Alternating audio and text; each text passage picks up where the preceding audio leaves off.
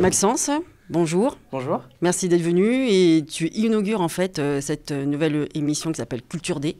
Ok, voilà. Enchanté du coup et merci. Merci à toi, merci à toi. Est-ce que tu peux, pour ceux qui connaissent plutôt ton visage et ta voix, nous raconter un petit peu tes débuts et ton parcours déjà très impressionnant dans la musique? Ok, et ben moi c'est assez simple parce qu'en fait j'ai commencé à réellement chanter quand j'avais 13 ans. J'ai donc intégré une petite école de chant sur Draguignan, etc. J'ai fait mes toutes premières scènes au théâtre de l'Esplanade, à la salle Loiseau-Lyre aux Arcs-sur-Argence. Tout ça c'est mené un petit peu petit à petit. Par la suite de ça, j'ai commencé à faire pas mal de concours de chant, principalement du coup dans la région. Et petit à petit, bah, ça monte et jusqu'à arriver du coup en 2017 où j'ai été contacté pour faire les castings de la saison 5 de The Voice Kids. J'ai fait tous mes petits castings, etc. C'était plutôt bien passé. J'étais pas passé à la dernière étape.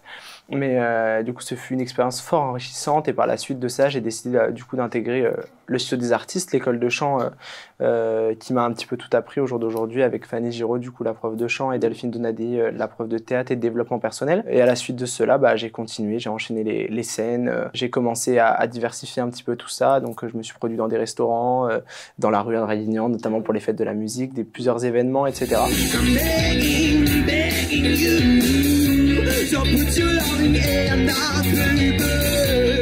Et du coup, l'été dernier, l'été 2022, j'ai été repéré du coup sur TikTok par un chargé de casting de l'émission The Voice. Et donc, j'ai terminé du coup sur cette grande scène devant ces 4 fauteuils rouges qui étaient prêts à m'entendre. Ah bah super. Certains le rêvent. Toi, tu l'as fait, mais est-ce que tu as d'autres cordes à ton arc que la musique? Eh ben, il faut savoir que moi, initialement, j'ai fait des études de commerce. J'ai fait 2 ans et puis je me suis arrêté. C'était vraiment très rapide. J'ai travaillé un petit peu dans le commerce, d'ailleurs. En fait, je me suis très vite aperçu que ce que j'aimais vraiment le plus, c'était la musique. Et notamment le fait de se gérer soi-même. Enfin, au jour d'aujourd'hui, je suis auto-entrepreneur, j'ai mon entreprise, etc. Donc, c'est moi mon patron, c'est moi qui décide un petit peu ce que je fais quand je veux. Bah, c'est plutôt cool, en fait. Mais après, j'ai quelques passions, on va dire. Hein. J'ai une grande passion pour l'automobile. C'est pour ça que je faisais des études de commerce, d'ailleurs, parce que je voulais, du coup, être vendeur automobile. J'aime beaucoup la mode aussi, et la photographie. Dans l'idéal, tu préfères être chanteur, mais si tu ne pouvais pas être chanteur, tu ferais quoi comme... Enfin, tu opterais pour quelle branche? Alors, maintenant, au jour d'aujourd'hui, je pense que si je serais pas chanteur, je pense que je resterais quand même dans le milieu de la musique, du moins dans le milieu de l'artistique. Parce que c'est vrai qu'à travers toutes les expériences que j'ai pu avoir, qu'elles soient à la télévision ou même dans la vie de tous les jours un petit peu, c'est un métier qui me plaît beaucoup. J'ai découvert un certain goût aussi sur la gestion des réseaux sociaux, etc. Donc le métier qu'on pourrait appeler de community manager. Et un grand goût pour l'écriture surtout. Ah ouais, tu écris? J'écris beaucoup, ouais. Tu écris... Un peu tout. J'ai un petit cahier un petit peu secret où j'écris un petit peu toutes mes idées, ce qui me vient, ce qui me passe par la tête, ce qui m'inspire, ce qui m'inspire pas aussi. C'est important parce qu'il n'y a pas que le positif, hein, il y a tout aussi le négatif qui est souvent très important. C'est souvent très inspirant, même plus inspirant des fois. C'est souvent beaucoup plus inspirant que le positif. C'est vrai, c'est vrai. D'ailleurs, parlant du négatif, tu as subi du harcèlement scolaire. C'est un sujet qui est tristement d'actualité. Est-ce que la musique, en fait, a été une thérapie pour toi?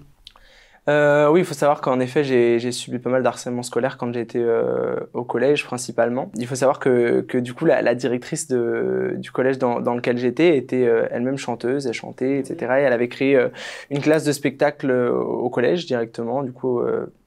avec des élèves du collège. J'ai jamais rejoint cette classe, mais j'ai toujours surveillé un petit peu de loin et quand moi j'ai arrêté le collège, cette directrice m'avait contacté et m'avait dit « Mais Maxence, je sais que tu chantes, etc. J'ai vu des vidéos sur les réseaux sociaux, etc.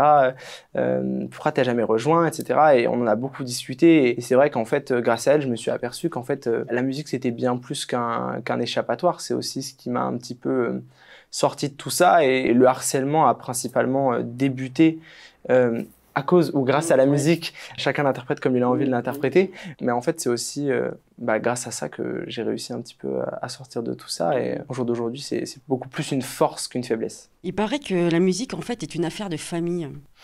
Tout à fait. J'ai encore la chance du coup d'avoir mes arrière-grands-parents qui ont aujourd'hui bientôt 93 ans, que vous avez pu notamment du coup découvrir sur The Voice. Laissez-moi vous présenter... Bonjour madame. Raymonde, l'arrière-grand-mère de Maxence. Ça va mamie? J'ai bientôt 92 ans, alors faut m'excuser.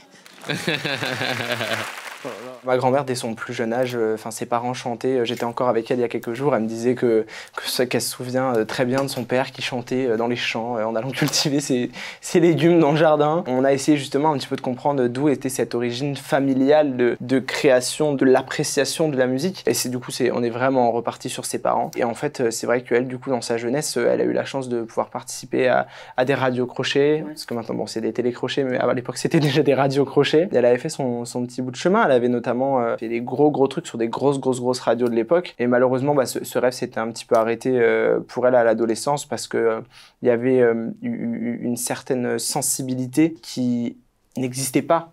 À cette époque-là, il y avait un goût du risque qui était beaucoup moins important que celui d'aujourd'hui. Les jeunes étaient beaucoup moins surveillés, étaient beaucoup moins protégés dans ce style de radio crochet, je veux dire. Et du coup, ses parents l'avaient un petit peu interdit de continuer là-dedans. Et ça a arrêté, elle a continué de chanter à la maison, mais... C'est un petit peu un rêve brisé, quoi. C'était un petit peu un rêve brisé, tout à fait. Et il se trouve qu'elle a transmis un petit peu cette passion à toute la famille. Des souvenirs que j'en ai, ma grand-mère a toujours chanté. Ma maman, à la maison, elle chante tout le temps, etc. Et j'ai un petit peu, comme elle aime dire, attraper ce petit truc qu'elle avait en elle et essayer d'en faire un métier. Mais oui, c'est beau ça.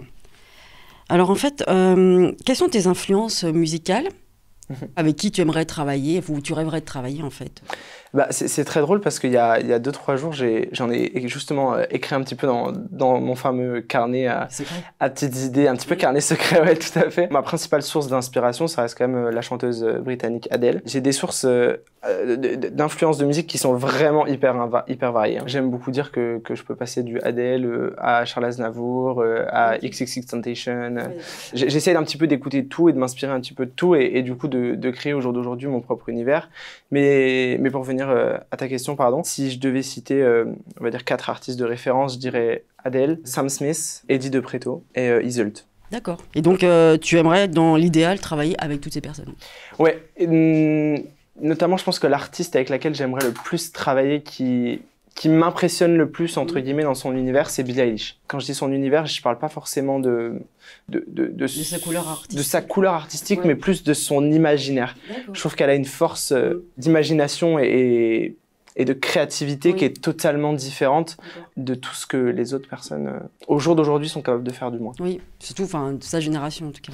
De sa génération, qui est du coup la même que la mienne, puisqu'on a, je sais pas, 6 ou 7 mois de différence, un truc comme ça. Sur les plateaux de The Voice, chanter Dans le noir de Slimane, tu as fait entrer dans la lumière et tu as fait connaître en fait du grand public et aussi du milieu artistique. Mais ça fait quoi?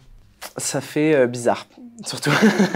Parce que c'est un petit peu une mise en lumière qui est très éphémère, en un sens, et en même temps qui est très créative, je dirais. Quand on est sur les plateaux de The Voice, on est entouré de toute une équipe de casting qui est très présente avec nous, qui nous aide, qui nous épaule, qui nous assiste presque dans tout ce qu'on fait.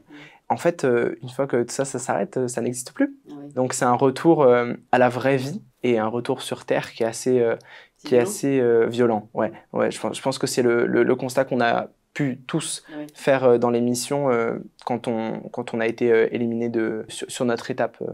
En fait, ce qui est le plus sympa, c'est de rentrer chez soi et de voir qu'en fait, les gens, qu'on soit éliminé, qu'on soit resté dans la course ou quoi, ils sont là et ils sont bienveillants. Il y a une bienveillance quand même, je trouve, en l'humain. Du moins, j'ai la chance d'avoir cette bienveillance. Et c'est super cool. Oui. Ça attriste pas au point de se dire je vais arrêter là, je vais stopper là mon rêve ou non, c'est... Non, bien au contraire, parce que c'est comme si on montait jusqu'à atteindre l'étoile et en fait elle est juste là et on peut pas la toucher. Et en fait c'est un petit peu l'histoire de la vie au final. Non, je pense que c'est juste beau et heureusement la bienveillance justement des gens permet de pouvoir continuer à y croire et c'est que la première étoile. C'est ça, exactement. De toute façon, t'es tellement jeune aussi. Et justement, j'ai encore tout le temps devant moi. Donc, ce vendredi, là, 3 novembre, tu chantes au Théâtre de l'Esplanade, à Draguignan. Tout à fait. Au profit de 2 associations. Alors, l'association Léa et l'association Les Enfants d'abord. Comment tu as connu ces associations et en quoi ça résonne en toi, en fait? En quoi ça te parle? Et bah, en fait, il se trouve que quand j'étais un peu plus jeune, avant que je commence la musique, j'ai été gravement malade. J'ai été hospitalisé pendant longtemps, etc. Et moi, quand j'étais à l'hôpital, en fait, j'étais traité à l'hôpital Lenval de Nice. L'association Léa était intervenue dans mon service pour venir proposer des animations, etc. Un mercredi après-midi. Et ça a été un moment qui a été assez marquant pour moi parce que bah, du coup c'était beau et c'était un moment de joie qui a été immense dans un moment de tristesse et de peine que je pouvais vivre vis-à-vis de ma maladie. Et en fait quand j'ai grandi au fur et à mesure, grâce à ma prof de chant, en fait elle a érigé un spectacle en l'effigie de l'association Léa. Et du coup, j'ai re-rencontré le personnel de l'association, les bénévoles en fait. Du coup, j'ai pris la décision de devenir moi-même bénévole de l'association.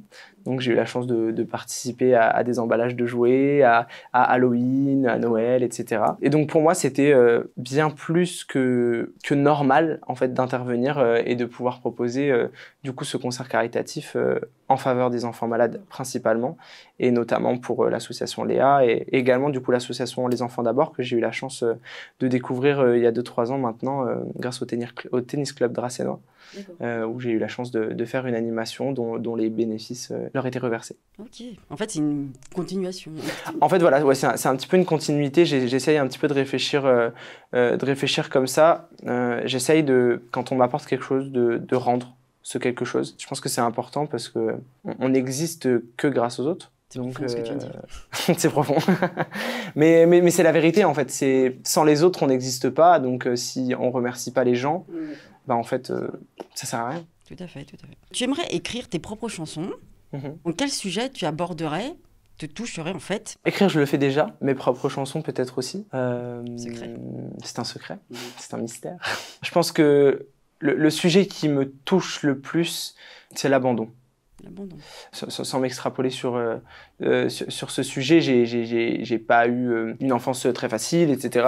D'un point de vue familial, etc. Mais du fait d'avoir subi tout cet harcèlement au collège, j'ai souvent été abandonné par des amis, par des proches ou quoi qui ont pu me laisser tomber en fait dans ces épreuves-là. Et je pense que c'est quelque chose d'important et c'est quelque chose qu'on vit un peu tous à un moment de notre vie. Ça peut être une blessure familiale, amicale, amoureuse, professionnelle.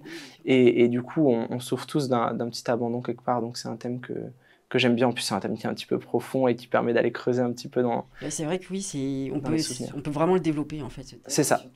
C'est ça. Je pense que, bon, avec l'amour bien entendu, et Dieu sait que j'aime écrire sur ce thème-là aussi, mais je pense que l'abandon, c'est un thème à creuser et c'est un thème qui reviendra sûrement pas mal. Et qui parle à beaucoup en plus. Et qui parle à beaucoup. Tu étais en préparation d'un single, qu'en est-il ? En effet, ça fait un petit moment que j'ai annoncé ça, je m'en souviens exactement, c'était sur un article de presse qui était sorti dans Var Matin le 15 avril 2022, où j'annonçais que j'étais en préparation d'un single. Il est en bonne préparation. D'accord, bon, affaire à suivre. Pourrait que ça sorte bientôt. Ok, bah super. Donc alors je résume, tu chantes depuis que tu as 13 ans, en 2 ans tu décroches 6 prix à différents concours. Tout ça. Bah ouais. De N'oubliez pas les paroles en passant par le grand karaoké sur M6, tu finis dans The Voice. Ouais. Et tout cela à seulement 20 ans. Est-ce que tu as conscience de faire des jaloux ? Des jaloux, je sais pas. Mais de créer des espoirs chez des jeunes, je l'espère. Ok. Est-ce que ton regard sur toi-même ou même sur les autres a changé ? Sur moi-même, oui. Je suis beaucoup plus difficile. Et parce que c'est vrai que quand on a la chance de pouvoir goûter à tout ce bonheur que peut être, et je mets des énormes guillemets, la notoriété. Il faut être bien entouré pour garder la tête froide. La tête froide, les 8 pieds sous terre. Et je dis bien sous terre et pas sur terre, parce que c'est très facile d'atterrir de l'autre côté de la balance. Et je pense que j'ai pu, à certains moments, frôler la limite de la grosse tête. Mais heureusement, je suis très bien entouré et il y a beaucoup de personnes qui veillent sur moi. Mais c'est bien d'en avoir conscience déjà. Ouais, c'est surtout bien d'être bien entouré parce que ces personnes-là vous font vous en rendre conscience. Alors, comme le dit la chanteuse Angèle, est-ce que c'est plus facile pour toi d'entrer dans les soirées ? En vrai, ouais. C'est bon à savoir. Décris-nous une journée type de Maxence.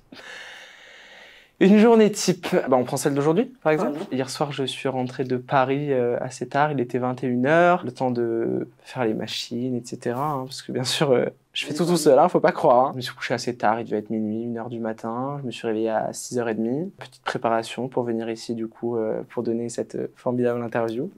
Ensuite je file chez le coiffeur pour arranger un petit peu tout ça. Est-ce nécessaire?